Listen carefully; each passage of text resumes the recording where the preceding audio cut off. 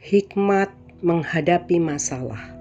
Yakobus 1 ayat 5. Tetapi apabila di antara kamu ada yang kekurangan hikmat, hendaklah ia memintakannya kepada Allah yang memberikan kepada semua orang dengan murah hati dan dengan tidak membangkit-bangkit, maka hal itu akan diberikan kepadanya. Saudara yang kekasih di dalam Tuhan Yesus, pemahaman dan paradigma menurut kebenaran firman Tuhan ini sepatutnya disimak dan dijadikan acuan pedoman bila sedang jatuh ke dalam berbagai pencobaan, agar dapat menjadikan kita tekun, tahan uji, iman pun semakin kokoh kuat di dalam Tuhan. Karena jalan hidup memang tidak selalu rata, tidak mulus seperti yang diharapkan. Namun orang percaya harus mau dan menerima dengan merasa bahagia ketika dididik dan belajar menghadapinya dengan hikmat dari Tuhan, supaya tetap dapat tahan berdiri, tahan uji ketika diperhadapkan dalam berbagai pencobaan. Yakobus 1 ayat 2. Saudara-saudaraku, anggaplah sebagai suatu kebahagiaan apabila kamu jatuh ke dalam berbagai-bagai pencobaan. Hikmat dari Tuhan sangat dibutuhkan dalam menghadapi pencobaan sementara kita hidup di dunia ini. Hikmat dari Tuhan ini bukan dikarenakan seseorang memiliki latar belakang jenjang pendidikan tinggi, atau bukan juga karena faktor usia dengan banyaknya pengalaman yang telah terjadi. Istilahnya sudah banyak makan asam garam sesuai usia hidup di dunia ini. Atau bukan juga karena sudah mahir menyelesaikan berbagai persoalan masalah di masa lalu. Karena di dunia ini semuanya bisa terjadi perubahan dan kita tidak bisa memprediksi berapa besar perbedaan dan perubahan yang terjadi dulu dengan keadaan yang sekarang sedang kita hadapi. Manusia pada umumnya dan orang percaya pada khususnya perlu memiliki hikmat dari Tuhan ketika menghadapi berbagai masalah kehidupan. Tidak memiliki hikmat dapat berakibat orang dengan mudah mengambil jalan pintas, atau juga bila tidak dapat menerima dengan mudahnya lalu bisa dia menyalahkan orang lain atau menerima keadaan ini dengan mengomel dan mengeluh. Hikmat dari Tuhan mengajarkan dan meneladankan karakter Kristus yang sepatutnya dapat dijadikan acuan dan petunjuk dalam sikap dan perilaku orang percaya ketika menjalaninya. Hikmat ini bukan hasil rekayasa atau bisa digunakan sebagai siasat untuk merugikan orang lain atau berpolitik. Yang perlu kita pikirkan dan pelajari adalah bagaimana dapat memperoleh hikmat sebagai intelektual Ibrani. Kata hikmat yang diartikan dalam bahasa aslinya serapan Arab dalam Perjanjian Lama ada beberapa, seperti kokhmah dan binah. Ayub 39 ayat 20 yang diartikan sebagai mendidik. Ada juga kata tefunah, Mazmur 136 ayat 5, 1 Raja 4 ayat 29, yaitu kebijakan atau pengertian praktis, bukan sekedar teoritis. Dan dalam Perjanjian Baru, umumnya kata hikmat, bahasa Gerika atau Yunaninya adalah sophia, yang berarti kecerdasan, kebijaksanaan atau wisdom. Hikmat dalam Perjanjian Lama maupun Perjanjian Baru adalah mengenai pemahaman tentang karya keselamatan Allah bagi manusia di dalam Kristus. Hikmat adalah karunia Allah. Tidak memiliki hikmat sama dengan bodoh.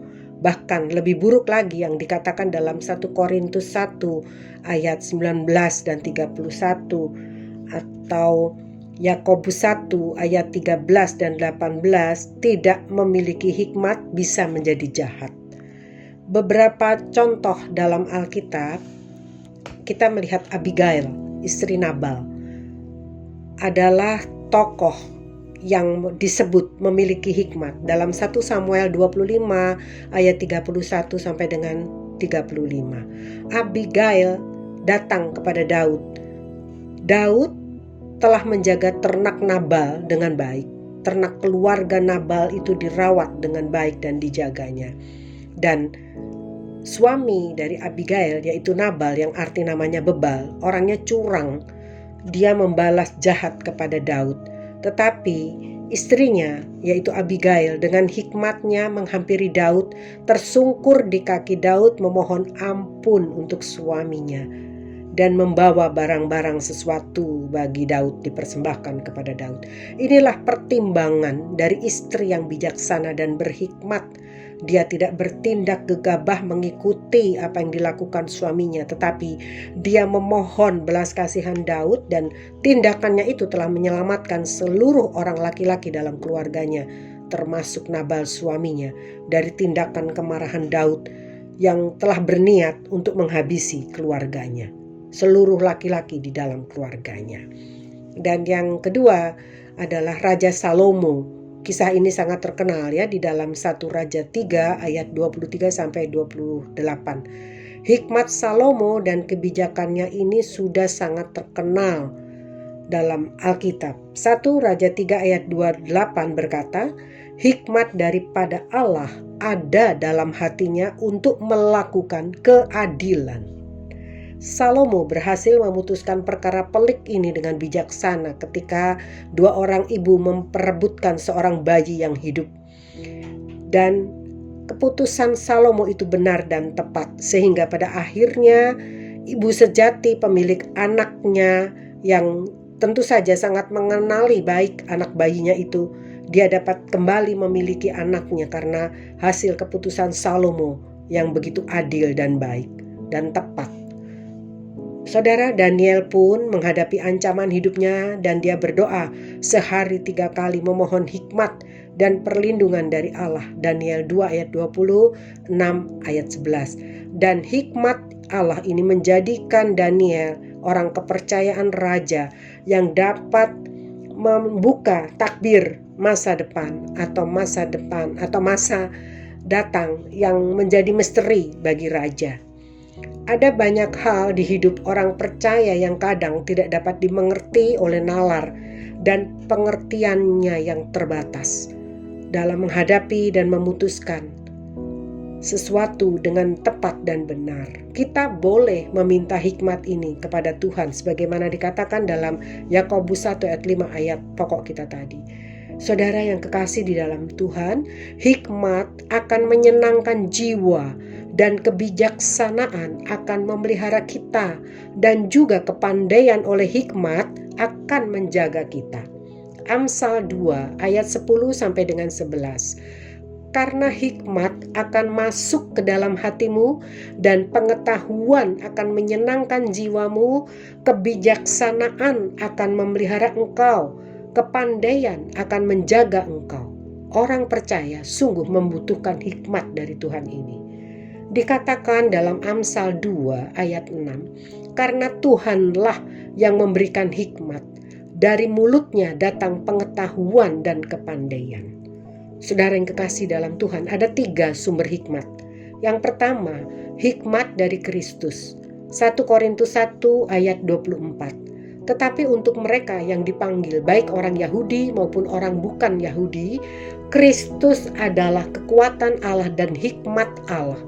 Di dalam Yesus Kristus ada sumber hikmat dan pengetahuan yang membawa orang percaya di jalan yang benar dan yang menyelamatkan. Sepatutnya orang percaya tetap dapat menjaga hidup dalam persekutuan, dalam hubungan yang dekat karib dengan Yesus Kristus. Sebab Kristus adalah kekuatan Allah dan hikmat Allah bagi orang yang percaya. Dikatakan juga dalam Kolose 2 ayat 2-3. Supaya hati mereka terhibur dan mereka bersatu dalam kasih, sehingga mereka memperoleh segala kekayaan dan keyakinan pengertian dan mengenal rahasia Allah, yaitu Kristus. Sebab di dalam Dialah, di dalam Kristus tersembunyi segala harta hikmat dan pengetahuan. Puji Tuhan. Yang kedua, hikmat dari Roh Kudus. Pelayan Tuhan, baik itu pemain musik, anggota paduan suara barangkali, atau pemimpin umat, para rohaniwan Kristen, bahkan gembala, sepatutnya hidup dipenuhi dengan Roh Kudus. Dan hal inilah yang dimintakan Paulus bagi jemaat di Efesus dalam Efesus 1 ayat 17. meminta kepada Allah Tuhan kita Yesus Kristus, yaitu Bapa yang mulia itu, supaya Ia memberikan kepadamu roh hikmat dan wahyu untuk mengenal Dia dengan benar. Tanpa Roh Kudus kita tidak dapat mengenal Tuhan dengan benar, tidak dapat mengenal Allah dengan benar. Karya Roh Kudus akan mengisi, memenuhi, dan memprogram setiap bentuk pelayanan juga di dalam kita berkorban atau mempersembahkan sesuatu, bahkan memberitakan firman, menasehati, atau melayani konseling rohani. Hanya Roh Kudus yang bisa menuntun setiap perkataan yang sesuai dengan kehendaknya. Bahkan Roh Kudus mampu memberikan pertolongannya, menuntun, membimbing orang percaya dalam hikmatnya. Yang ketiga, hikmat dari firman Allah. Kepada orang yang tidak berpengalaman, terjemahan lain itu disebut bodoh, hikmat pun diberikan bila ia mau memintanya dengan sungguh-sungguh. Mazmur 19 ayat 7. Taurat Tuhan itu sempurna, menyegarkan jiwa. Peraturan Tuhan itu teguh, memberikan hikmat kepada orang yang tidak berpengalaman. Hikmat datang dari pelajaran dan didikan dari firman Tuhan yang mendidik, mengajar, memberi kebijaksanaan, pengalaman agar kita mahir menghadapinya. 2 Timotius 3 ayat 15. Ingatlah juga bahwa dari kecil engkau sudah mengenal kitab suci yang dapat memberi hikmat kepadamu dan menuntun engkau kepada keselamatan oleh iman kepada Kristus Yesus. Puji Tuhan. Saudara yang kekasih di dalam Tuhan, hikmat perlu dan layak dikejar dan dicari agar kita memperolehnya. Sebab hikmat memiliki nilai melebihi emas dan pengertian lebih berharga melebihi perak. Itu dikatakan dalam Amsal 16 ayat 16, ayat yang terakhir. Memperoleh hikmat sungguh jauh melebihi memperoleh emas, dan mendapat pengertian jauh lebih berharga daripada mendapat perak. Amin. Puji Tuhan. Kejarlah hikmat Allah, hikmat yang dari atas. Tuhan Yesus memberkati kita semua. Puji Tuhan. Amin.